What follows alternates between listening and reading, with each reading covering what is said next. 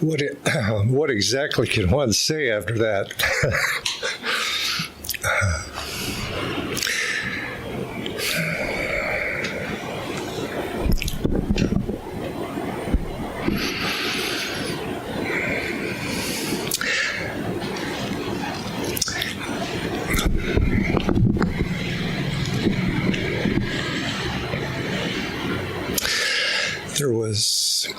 There was one line in there that caught my attention, and it says, and Swami said that his purpose in life was to help other people know who they were, who they truly were.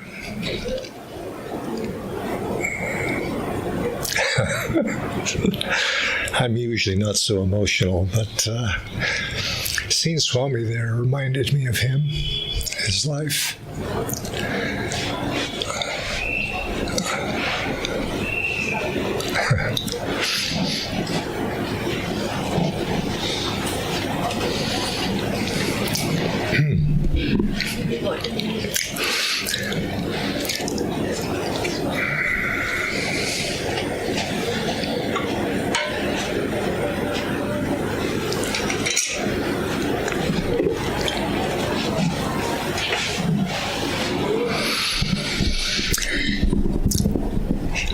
He said that his purpose was to help people understand who they really were. I met Swami in 1968, and by the time he passed in 2013, I looked back on my life with him, and I realized something, that during that entire life, he never once asked me about anything about myself personally. He really he didn't know where I came from. He never asked. He didn't know my background. I suppose he knew I was a student at one time, but he never asked. He knew nothing of my family, where I was from, and he never asked. And at first, I was always a little mystified that, well, he doesn't care about me at all. But then it didn't take me too long. I was fortunate enough not to have to go too long. But I came to understand that that sort of thing was not important to him. He saw my potential. He saw me on a deeper level. And the personality really didn't matter. I'm sorry I'm sounding like this. This is terrible. I'm not known to be emotional. But he saw me in terms of his potential. Move this thing up a little bit. He saw me in who I could be. And I think because he did, I began to see myself that way too. And I could forget all of that past identity. I was this, I was that. And seeing him, I began to emulate who he was. He was a great man. I think I've only met one great man in this life, and that was Swami. But people think of him in terms of his greatness, in terms of he wrote this book and that book, and this idea, that idea, this project, that project. And certainly I looked at those things too, and I said, oh my, I could never do any of that.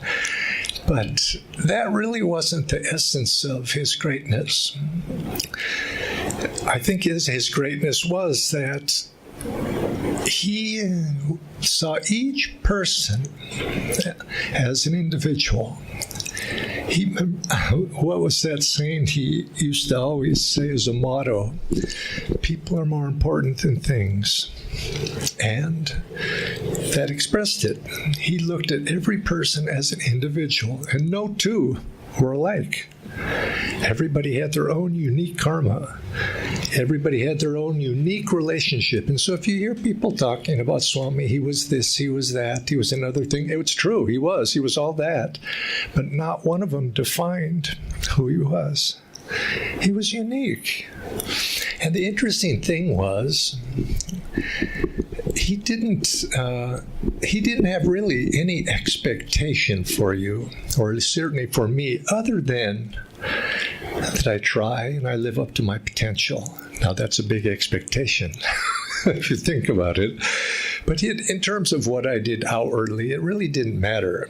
He wanted me to be a disciple, of course. He expected me to act as a disciple, and he held me to a high standard. I think sometimes he was kind of rough, but not rough, but impersonal. He was impersonal, and because he didn't stoop to satisfy people's flattery or flatter them. Many people came to Swami, and they'd be in his presence, and he had this. He wanted to draw people in. I mean, he was worldly savvy. He knew how things worked in life. And so if somebody came to him and perhaps needed to be boosted a little bit, he would speak to them in a way that they would feel good about themselves, because he would know. And so he would jolly them along, as we used to say. But then once he saw that person was serious, then that would go away. Now, it doesn't mean he wasn't friendly. He was friendly, but he never worked to people's personality. And if it called for him to be very stern, if it called for him to be tough, that's exactly what he would be, because he wasn't personal in that sense, but he was very personal. I mean, he would treat people as their best friend. And many people, as time went by, they said, "Oh, Swami was my best friend." I never said that personally myself, he was my best friend, because it just seemed too personal to me, because he was such a exalted figure in my life. But I could see that he would, if you needed somebody to be there for you, he was there no matter what you did. And I did a lot of things I wasn't always happy with, and I don't think he was happy with either sometimes. But nevertheless, he supported me, and I think this was a quality of him, as he was there for people, certainly for me. He had the ability to bring out your potential for those people who were open to it. And you had to be open to it. But if you were open to it, he would ask of you. And he would ask of you he would ask you to rise up to an occasion. And he gave a piece of advice once in one of his writings. And he was advising us as a community, and he said, "Don't be afraid to ask of other people to make the sacrifices that you have been willing to make." And this was something that Swami was not afraid to ask you to sacrifice, because he saw that this is going to be your way. If you're unwilling to sacrifice, how are you going to rise up? And so he was willing to ask you, and he was willing to bring that out of you, and people would take that challenge, and they would rise to it, because it just seemed like you could see within yourself that this is what I want to do. I want to find God. But if you want to find God, you have to sacrifice. And he was willing to ask that sacrifice. And he advised all of us, don't be afraid to ask other people to make those sacrifices that you've been willing to make. And because it's helpful for them, if it's done in the right spirit, you bring it out of them. And in the same way, those of us who serve in Ananda Sangha serve by helping other people to see them according to their potential and try to bring that out. Not from any personal desire. He had no personal desire for himself, but he would ask. And that was a salvation. And I think this was a key to his success as a spiritual leader, is that he would ask. When I read the autobiography of a yogi, I was tremendously on fire.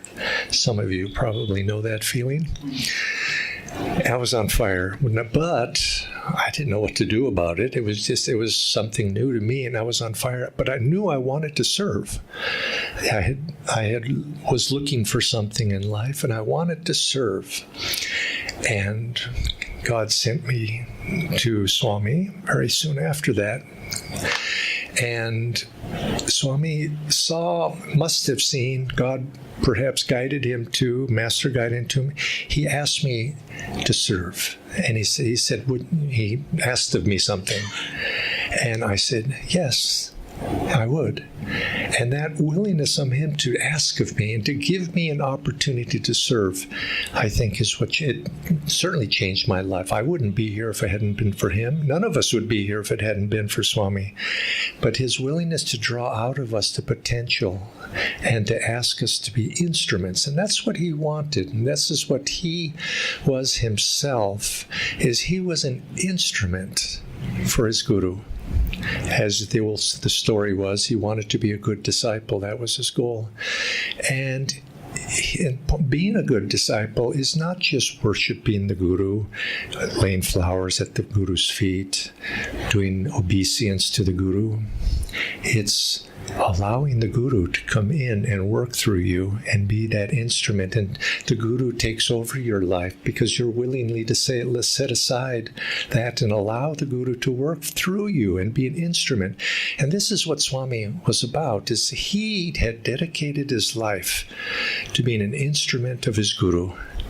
There was absolutely no doubt about it. And when I met him, I recognized that right away, that this man is serious. I mean, there was no question. He was dedicated. Outward things, success, failure, he was going to get right up, and his life was dedicated to that. And he was active. He was going to do something. And his nature was to say, let's all do this together.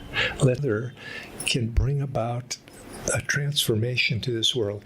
And that was what Master saw in him. When Swamiji went to Master saw, here's a man, here's a soul I can work with. Here's a soul who's willing to be an instrument. And it was no sacrifice. I mean, Swami was put through many different tests, but as he was saying in this video, that they weren't sacrifices in the sense of hardship. They were sacrifices only in the sense that they forced him through hard trial and error to give up his ego. And the payment was joy. He came and he received joy in return. And that's what he's asked of all of us, is to be instruments for God. If we want to give honor to Swami and to remember Swami, I think we want to not just put flowers on his picture, but become like Swami in that spirit, and to fulfill what he wanted for each one of us, which was to live in joy, to attain our own potential of our own higher selves. And he gave us a model that we can choose to follow or not, but I think most of us want to choose that because you could say we were called into Swami's orbit for some higher karmic reason, perhaps. And that was, Swami wanted to be a channel for God and for Master. That was his life, serving Master. And this is what he would recommend and offer to all of us, is ways to serve. And his ideal of building a community, of building a work, I think a large part of it is he wanted to have everybody have something to do. and to be able to serve Master, so that we could serve Master together. And this was a hallmark of his life. He said, wherever Swami was, other people wanted to be. They wanted to do it too. If he was doing it, others wanted to do it. And so he said, well, I guess I have to build a big community so we can all do this together. And then that got too small, and it started to grow and grow and grow. And here we have Ananda now around the world, because it holds us and gives us a sense to be family, to do this service to God, Guru, and Swami himself also, to do something good in God's name. And in the process, our hearts become purified, and we become like Swami in this way. So I've rambled on here, but on this anniversary day of his passing, it's bittersweet. It's still too close, perhaps, for me. But on the other hand, it reminds me of who he was and what he was, and that prodding. He always subtly, he had my interest at heart to rise up. And I could just sort of hear him saying, when one of the very first times he met me, he snuck up behind me. I had known him not very long, but he snuck up behind me and he put his arm around my chest, his hand in my back, and he says, "Stand up straight." Stand up straight. You're never going to get anywhere slumping like that. And he marched off. And that's how he stand up straight. And but in one way or another, then he was so kind also. But I'll leave it at that. But remember, he came where I started. He said he came to help us, all of us individually, realize who and what we are, who we are. We're not this personality.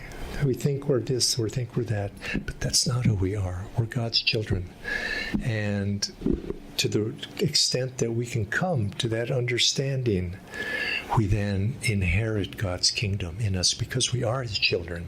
And what God has, that's ours to have as well. God's bliss, God's joy.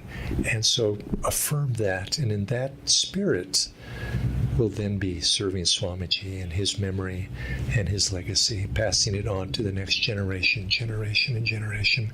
Swami's legacy, Master's legacy, all our Guru's legacy. Much joy to you.